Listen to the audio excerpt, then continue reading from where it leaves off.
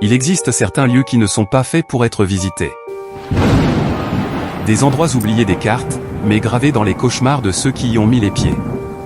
D'une montagne qui depuis des siècles, dissimule un secret si ancien que même le vent semble l'éviter, à une île, où les âmes perdues attendent leur délivrance depuis des siècles, ou encore un château où une simple querelle de famille a jeté une malédiction si puissante que même le temps n'a pas osé la briser.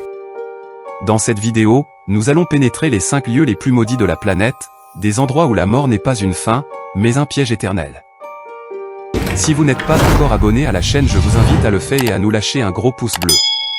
Ok, sans plus tarder, nous allons commencer. Numéro 1. Le mystère glacial du col Dyatlov, quand la montagne avale ses secrets. Il y a des endroits sur Terre où la nature semble observer et punir ceux qui osent trop s'approcher. Février 1959, URSS. Il y avait dans les années 1950, en Union soviétique, un petit groupe d'amis inséparables, passionnés d'aventure et de montagne. Ils ont décidé d'organiser une expédition dans l'Oural. Parmi eux, Igor Dyatlov, Zineda Kolmogorova, Lyudmila Dubinina, Yuri Doroshenko, Yuri Krivonichenko, Alexander Kolvatov, Rustem Slobodin, Semyon Zolotaryov et Nikolai Thibault-Brignol. Au total, 9 étudiants expérimentés. Ils sont tous amis, sportifs, et habitués aux longues randonnées. Leur but, atteindre un sommet enneigé reculé, là où personne ne va. Tous proches les uns des autres, avaient organisé cette expédition avec enthousiasme. Ils devaient revenir. Mais ils ne sont jamais rentrés. Des jours plus tard, les secours ont été envoyés. Et ce qu'ils ont découvert dépasse l'imaginable. Témoignage d'un sauveteur. Nous avons trouvé leur tente déchirée de l'intérieur. Comme s'ils fuyaient quelque chose. Il n'y avait pas de traces de lutte, juste des empreintes nues dans la neige, qui disparaissaient dans la forêt. Le campement avait été abandonné précipitamment. Les corps ont été retrouvés éparpillés, certains à demi nus dans le froid mortel, d'autres avec des fractures internes comparables à celles d'un accident de voiture, mais sans aucune blessure externe visible. Et puis il y avait Lyudmila Dubinina. Celle qui a le plus touché les enquêteurs. Sa langue avait disparu. Ses yeux arrachés. Et la phrase qui glace encore le sang aujourd'hui. Son corps a été retrouvé 3 mois après l'incident, enfoui sous plusieurs mètres de neige dans un ravin. Depuis cette nuit d'hiver de 1959, la zone est devenue un lieu maudit. Les villageois refusent encore aujourd'hui d'y aller. Certains affirment avoir vu des lumières étranges dans le ciel, d'autres parlent de hurlements inhumains venant des forêts. Un randonneur solitaire, en 2008, racontera. J'ai entendu des voix dans le vent. Comme des chuchotements. Et j'ai senti que je n'étais pas seul. Un autre témoignage, plus récent encore, dit. J'ai trouvé un objet rouillé dans la neige, puis j'ai entendu des pas. Mais quand je me suis retourné, il n'y avait que mon ombre. Les familles des victimes, elles, n'ont jamais eu de réponse claire. La sœur de l'un des randonneurs, effondrée, dira. L'île nous cache la vérité. On sait que ce n'était pas une simple avalanche. On le sait.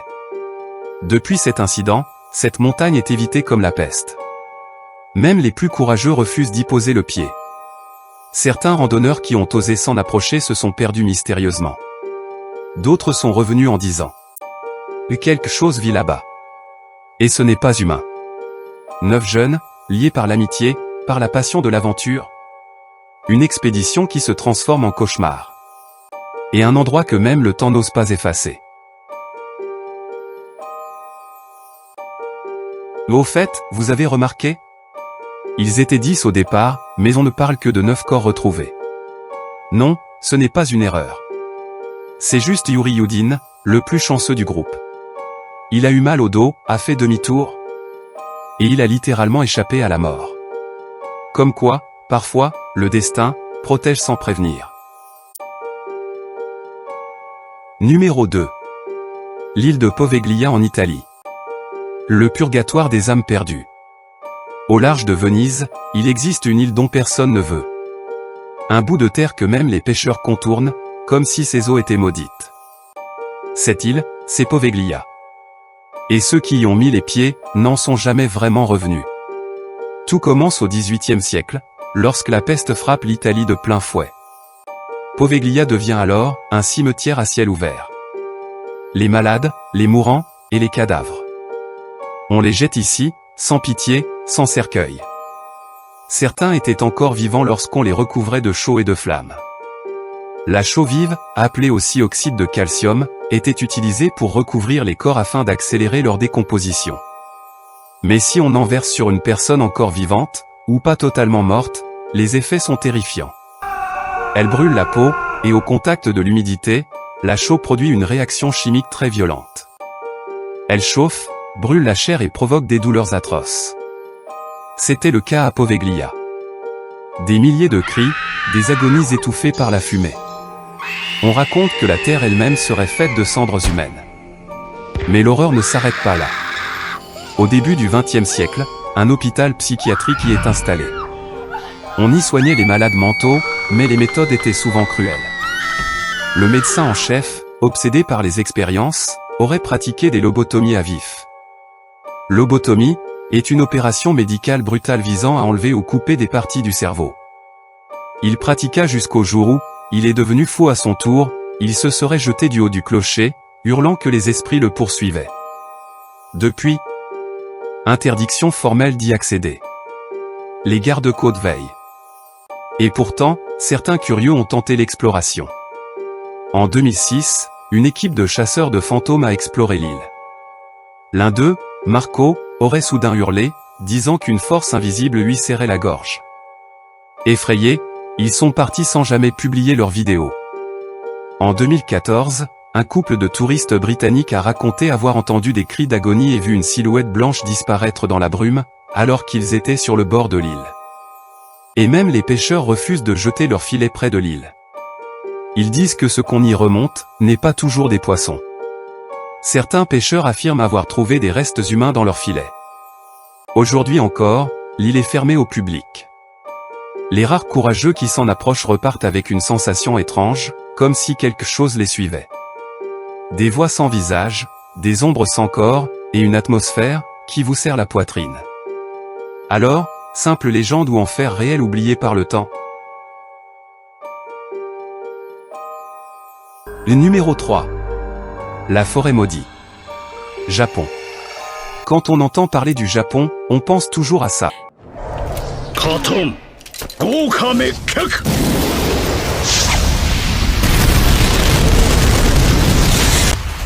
Ou encore ça.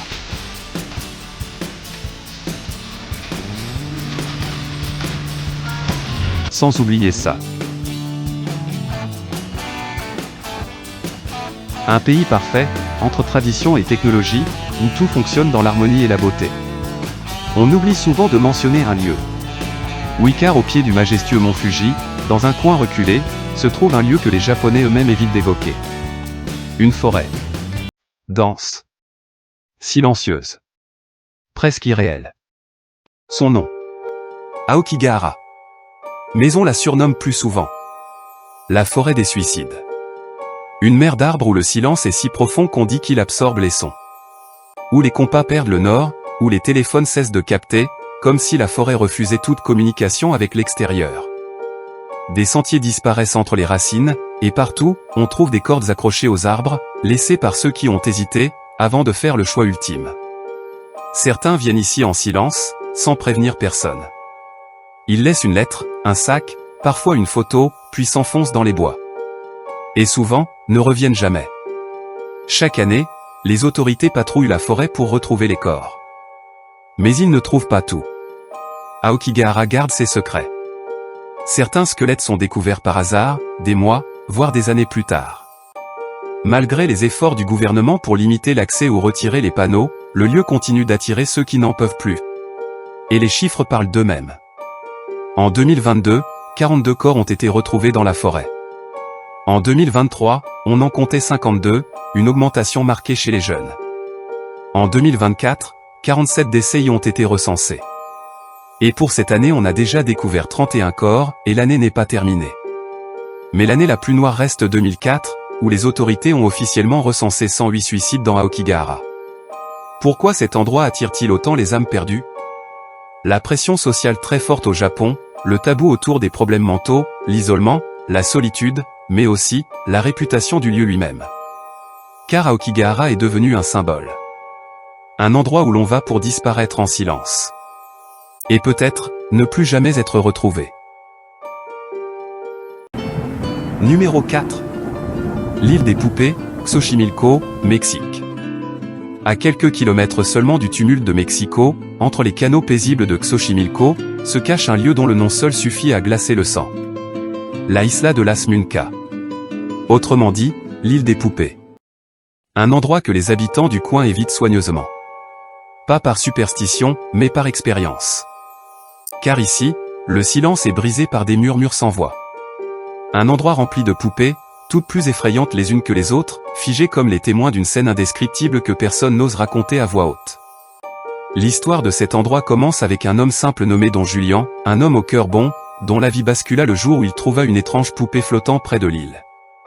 Don Julian Santana Barra, un homme simple, pieux, et hanté par ses propres fautes, quitte sa famille pour se retirer dans les canaux brumeux de Xochimilco. Là, au cœur des marécages, il trouve une petite île isolée. Ça devait être un refuge. Un jour, il aperçoit une silhouette dans l'eau.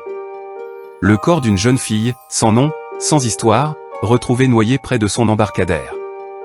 Les anciens disent qu'elle s'était aventurée là en jouant, qu'elle a glissé, que personne n'a entendu ses cris. Mais Don Julian y voit un mauvais présage. Et un jour, quelque chose attira son attention, une poupée abîmée flottait parmi les débris, les yeux ouverts, l'un cassé, les cheveux pleins de boue. Il se rappela soudain qu'une petite fille s'était noyée à cet endroit des années plus tôt. Pris de peur et de respect, il accrocha la poupée à un arbre, pensant qu'elle protégerait l'esprit de la fillette. Mais ce geste simple marqua le début d'un étrange changement. Année après année, Don Julian commença à collectionner des poupées trouvées dans les canaux ou échangées contre des légumes. Il les suspendait partout sur l'île, sans raison claire. C'était comme s'il était poussé par une force invisible. Les poupées étaient sales, déchirées, certaines sans yeux, d'autres sans bras. Avec le temps, l'île entière devint un spectacle macabre, un cimetière de jouets fantômes, accrochés aux arbres, aux murs, même dans sa cabane. En 2001, Don Julian fut retrouvé mort, noyé, exactement au même endroit où il avait trouvé la jeune fille et la première poupée, des années plus tôt. Depuis, des curieux, des chasseurs de fantômes et des touristes en quête de frissons viennent visiter l'île. Ils prennent des photos, murmurent des prières, certains déposent des poupées en offrande. Mais tous repartent avec le même sentiment. Ici, quelque chose ne tourne pas rond. Et même si Don Julian est mort, ces poupées, elles, sont toujours là. On dit que, depuis sa mort, Don Julian observe en silence chaque personne qui ose poser le pied sur l'île. Numéro 5. Le château de Leap. Il existe un château en Irlande que personne n'ose visiter après le coucher du soleil. Un lieu dont les pierres ont absorbé tant de sang qu'elles sont devenues froides comme la mort. Ce château, c'est Leap Castle. Et son histoire commence avec deux frères, unis par le sang, mais séparés par la soif du pouvoir. Nous sommes au XVIe siècle. La famille O'Carroll, l'une des plus puissantes de la région, règne sur les terres d'Ophalie. Mais à la mort du chef du clan, un vide s'installe. Et dans ce vide, naît une guerre. L'aîné des frères, un guerrier brutal, réclamait le trône par droit d'âge. Le cadet, un homme d'église devenu prêtre, affirmait que le pouvoir devait désormais revenir à Dieu, donc à lui. Peu à peu cette querelle commençait à ébranler l'autorité de la famille O'Carroll, fissurant lentement le pilier même de leur pouvoir. Puis un jour, l'impensable se produit. Dans la petite chapelle du château, alors que le prêtre célèbre la messe devant la famille, son propre frère entre lentement. Il s'approche de l'autel, sort son épée, et sans un mot, plante la lame en plein cœur de son frère, devant toute l'assemblée. Le sang gicle sur les murs sacrés. Les fidèles hurlent. Mais le silence, lui, ne reviendra jamais. Depuis ce jour, la pièce est appelée la chapelle sanglante. Et selon les anciens du village, c'est à partir de ce meurtre que le château est devenu un repère de ténèbres. Car quelque chose est resté. Les habitants parlent d'une ombre, sans forme précise, qui glisse le long des murs du château. On l'appelle It. Elle apparaît dans la brume, sans la chair brûlée, et semble faite de pur malheur. Les rares témoins affirment que lorsqu'elle se montre, l'air devient glacial, et un sentiment de mort imminente s'empare de ceux qui l'aperçoivent. Le peuple croit que It est né du meurtre entre les deux frères, une manifestation surnaturelle du péché, une entité née de la trahison, de la foi brisée, et du sang versé dans un lieu sacré. Et jusqu'à aujourd'hui, elle hante le château, comme un avertissement vivant. Certaines nuits, des touristes affirment avoir entendu des murmures.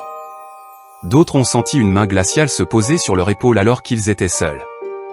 Peut-être que ce château n'est pas simplement hanté. Peut-être qu'il est habité par un souvenir, un acte trop abominable pour être oublié. Un frère qui a tué un autre, et une ombre née de cette trahison, qui veille encore dans le noir. Nous voilà arrivés à la fin de cette vidéo. Que pensez-vous de ces cas?